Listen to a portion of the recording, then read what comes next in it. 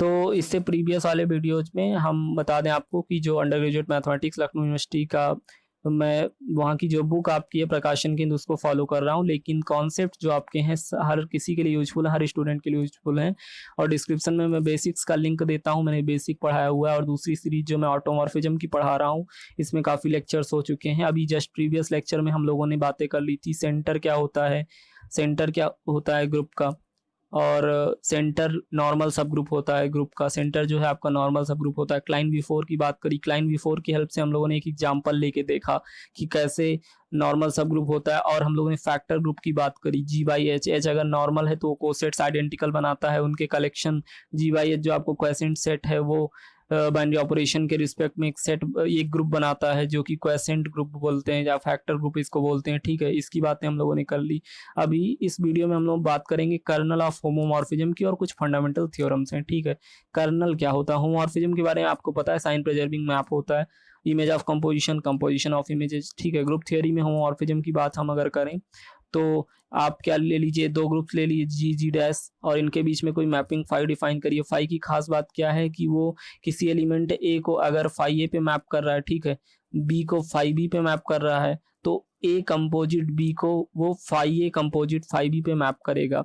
यानी कि होमोमॉर्फिज्म की खास बात क्या होती है आपकी, वो फाई A कंपोजिट B को phi A dot phi B पे मैप करेगा। क्या है, कंपोजिशन की इमेज जो होगी वो इमेजेस के कंपोजिशन के बराबर होगी। Composition of images equal to image of composition. ये चीज बेसिक्स में मैंने क्लियर करी है, इसलिए यहाँ पे जस्ट रिवीजन है। यहाँ से नहीं समझ में आ रहा तो परेशान नहीं होइए कि इतना ही मैंने बताया होमोमॉर्फिज्म में। होमोमॉर्फिज्म को अच्छे से, बहुत अच्छे से क्लियर करा बेसिक्स में, डिस्क्रिप्शन में मैं लिंक देता हूँ, बेसिक्स में देखिए। कर्नल की बात मुझे यहाँ मेनली करनी है।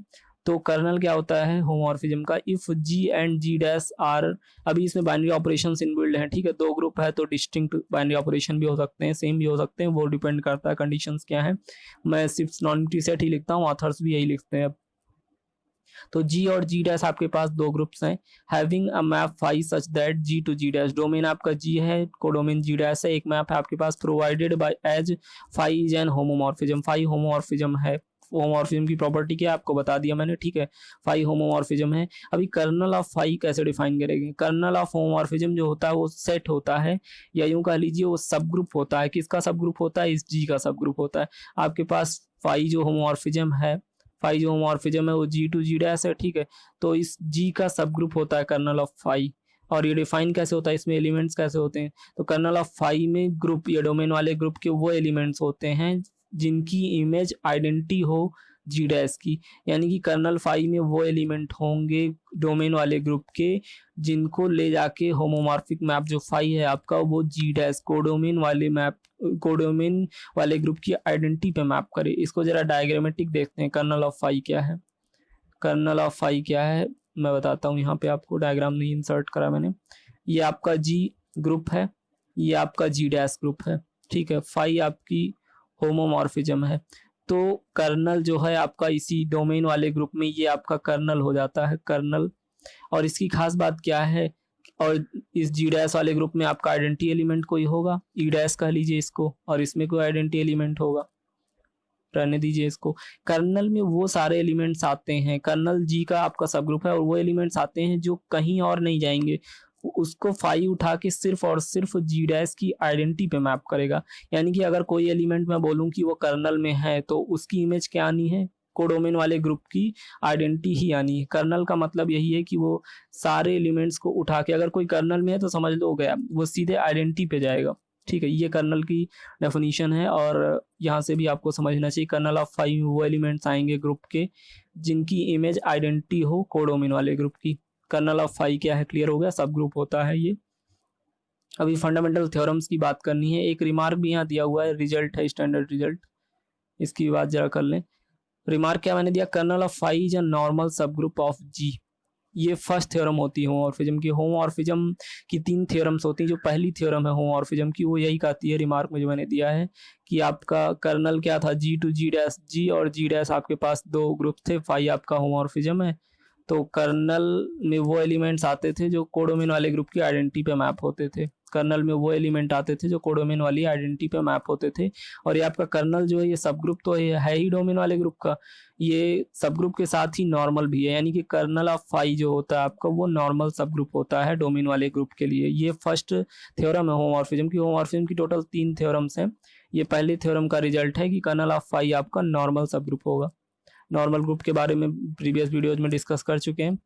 तो फंडामेंटल थ्योरम ऑफ होमोमॉर्फिज्म की बात करें, जो आइसोमॉर्फिज्म की पहली थ्योरम है या फंडामेंटल थ्योरम ऑफ होमोमॉर्फिज्म भी कहते हैं, उसका स्टेटमेंट क्या देखते हैं। if G and G dash are two groups having map phi G to G dash as homomorphism, यानी कि आपके पास दो ग्रुप्स हैं G और G डैश, उनके बीच में एक मैपिंग है फाई जो कि होमोमॉर्फिज्म है, तो पक्की बात है kernel of phi, kernel of homomorphism exist करेगा जो कि ग्रुप G का नॉर्मल सब ग्रुप होगा। ये अभी फर्स्ट थ्योरम में हम लोग देख चुके हैं। दो ग्रुप्स आपके पास हैं G और G डैश, उनके बीच में एक G और G डैश आपके दो ग्रुप्स हैं, उनके बीच में एक मैपिंग फाई है जो कि होमोमॉर्फिज्म है, तो आपका कर्नल ऑफ फाई एग्जिस्ट करेगा। कर्नल ऑफ फाई आपका एग्जिस्ट करेगा जो कि नॉर्मल होता है। कर्नल ऑफ फाई आपका क्या होता है, नॉर्मल होता है। तो अगर नॉर्मल है तो वो G by H quiescent set भी डिफाइन करवा लेगा, क्वेसेंट सेट डिफाइन करवा लेगा और बाइनरी ऑपरेशन के रिस्पेक्ट में ग्रुप भी बना लेगा, यानी कि नॉर्मल सब ग्रुप एग्जिस्ट कर रहा है। तो हम यहाँ तक पहुँच सकते हैं there exist a factor group G by H। H हमने यहाँ पे क्या ले रखा है, H आपका वही कर्नल ऑफ फाई है। कर्नल ऑफ फाई जो G का सब ग्रुप था, आपके पास क्या चीजें थी शुरुआत से फिर से देखते हैं। आपके पास G और G डैश दो सब ग्रुप्स हैं, उनके बीच दो ग्रुप्स हैं, उनके बीच में एक मैपिंग फाई होमोमॉर्फिज्म है, तो कर्नल ऑफ होमोमॉर्फिज्म भी एग्जिस्ट करेगा। कर्नल ऑफ होमोमॉर्फिज्म एग्जिस्ट करेगा और अच्छी बात यह है कि वो नॉर्मल होगा, नॉर्मल सब ग्रुप होगा, हम देख चुके हैं। तो अगर नॉर्मल सब ग्रुप होगा तो तुरंत वो फैक्टर्स कर सकता है, कोसेट्स बना सकता है और को factor group G by H exist करवा देगा। अभी G by H factor group exist कर गया तो ठीक है। अभी एक अनदर मैप डिफाइन करते हैं, G जो आपका ग्रुप G था डोमेन वाला फाई के लिए, वो G से G बाई H इस फैक्टर ग्रुप पे भी एक मैप डिफाइन करते हैं पाई। और पाई के बारे में स्टेटमेंट में प्रोवाइडेड है कि आपका सर्जेक्टिव होमोमॉर्फिज्म है, यानी कि ऑन टू होमोमॉर्फिज्म है। पाई जो आपका G से G by H factor group पे मैप डिफाइन है, ये ऑन टू होमोमॉर्फिज्म है। अगर इतनी चीजें प्रोवाइडेड हैं तो अभी थ्योरम का रिजल्ट क्या है। थ्योरम कहती है कि then theorem states that this G dash जो फाई के लिए कोडोमेन वाला ग्रुप था G डैश, वो आइसोमॉर्फिक हो जाता है factor group G by H के, वो factor group G by H के आइसोमॉर्फिक हो जाता है। ये यहाँ पे आइसोमॉर्फिज्म का सिंबल बीच में इंसर्ट करा है। जो पाई के लिए आपका कोडोमेन वाला सब ग्रुप था G डैश, वो आइसोमॉर्फिक हो जाता है factor group G by H की। ये थ्योरम कहती है, इसको first fundamental theorem of homomorphism बोलते हैं या फर्स्ट थ्योरम ऑफ आइसोमॉर्फिज्म बोलते हैं, क्योंकि यहाँ पे आइसोमॉर्फिज्म का कॉन्सेप्ट इंट्रोड्यूस कर दिया गया है। इसका मतलब क्या है, अगर इस चीज को और क्लियरली देखें, G डैश और G बाई H आइसोमॉर्फिक है, इसका मतलब इनके बीच में कोई मैपिंग होगी जो आइसोमॉर्फिज्म होगी। तो it means there exist a mapping psi such that, एक मैपिंग साई एग्जिस्ट कर रही होगी इनके बीच में G डैश और G बाई H के बीच में, such that psi's and isomorphism, तभी तो ये आइसोमॉर्फिक हुए। दो ग्रुप्स आइसोमॉर्फिक हुए मतलब उनके बीच में एक मैपिंग एग्जिस्ट कर रही है जो आइसोमॉर्फिज्म है। तो यहाँ से स्टेटमेंट एक बार फिर से रिकॉल करते हैं। स्टेटमेंट में क्या था, आपके पास G और G डैश दो ग्रुप्स थे, उनके बीच में एक होमोमॉर्फिज्म डिफाइन है, तो कर्नल ऑफ होमोमॉर्फिज्म एग्जिस्ट करेगा। कर्नल ऑफ होमोमॉर्फिज्म एग्जिस्ट करेगा और फर्स्ट थ्योरम होमोमॉर्फिज्म की कहती है कि वो नॉर्मल सब ग्रुप होगा। नॉर्मल है तो नॉर्मल के रिगार्डिंग तुरंत factor group G by H exist कर जाएगा, फैक्टर ग्रुप एग्जिस्ट करता है। और एक एडिशनल नॉलेज क्या दी गई है कि G और G बाई H के बीच में पाई एक सर्जेक्टिव होमोमॉर्फिज्म एग्जिस्ट है, ये स्टेटमेंट से प्रोवाइडेड है। अगर ऐसा है तो थ्योरम स्टेट करती है कि G डैश आपका G बाई H के आइसोमॉर्फिक होगा। डायग्रामेटिक व्यू इसका एक बार देख लेते हैं। स्टेटमेंट का डायग्रामेटिक व्यू क्या कहता है कि G अंडर स्टार मैंने लिख दिया यहाँ पे, G अंडर स्टार, ये G और G डैश आपके दो ग्रुप्स हो गए, इनके बीच में पाई आपकी होमोमॉर्फिज्म है, तो कर्नल ऑफ फाई भी एग्जिस्ट करेगा, सॉरी फाई था ये, कर्नल ऑफ फाई भी एग्जिस्ट करेगा और कर्नल नॉर्मल होता है, ये बात आपको पता है। ये फर्स्ट थ्योरम है होमोमॉर्फिज्म की, कर्नल नॉर्मल होता है। नॉर्मल होगा तो left coset right coset identical हो जाएंगे, इट मींस कि फैक्टर कर देगा, ये G वाले ग्रुप का फैक्टर कर देगा।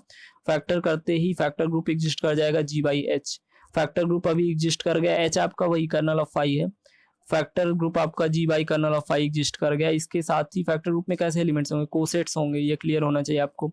इनके बीच में एक सर्जेक्टिव होमोमॉर्फिज्म पाई डिफाइन है, ये भी प्रोवाइडेड स्टेटमेंट से। अगर इतनी चीजें हैं तो एक अनदर मैप फाई एग्जिस्ट करेगा इस जी बाई एच और जी डैश के बीच में, ये फाई एग्जिस्ट करेगा। इस फाई की खास बात क्या होगी, स्टेटमेंट प्रोवाइड कर रहा है इस चीज को कि ये फाई जो आपका होगा ये आइसोमॉर्फिज्म होगा।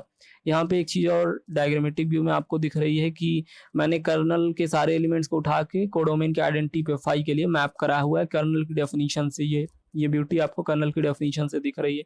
तो फर्स्ट फंडामेंटल थ्योरम आइसोमॉर्फिज्म की क्लियर हो गई। अभी इस वीडियो में हम लोगों ने अभी तक बात क्या करा, हम लोगों ने अभी तक फर्स्ट थ्योरम ऑफ होमोमॉर्फिज्म और फंडामेंटल थ्योरम ऑफ होमोमॉर्फिज्म या फर्स्ट थ्योरम ऑफ आइसोमॉर्फिज्म की बातें करी। यहाँ तक कर्नल ऑफ होमोमॉर्फिज्म क्या होता है उसको डिफाइन करा, और कर्नल ऑफ होमोमॉर्फिज्म जो आपका है वो नॉर्मल होता है, इसको भी डिफाइन करा। और प्रीवियस में हम लोग देख चुके थे कि नॉर्मल है तो फैक्टर ग्रुप एग्जिस्ट करता है।